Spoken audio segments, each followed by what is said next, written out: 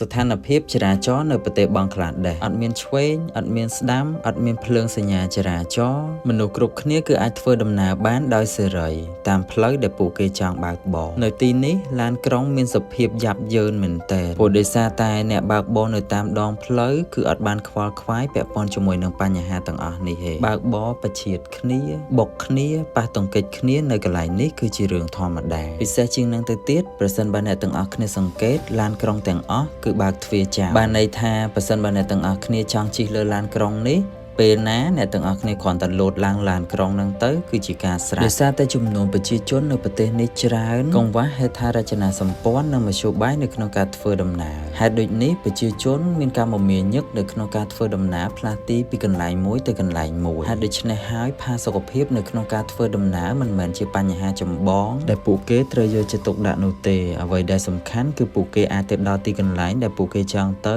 ក្នុងរយៈពេលលឿន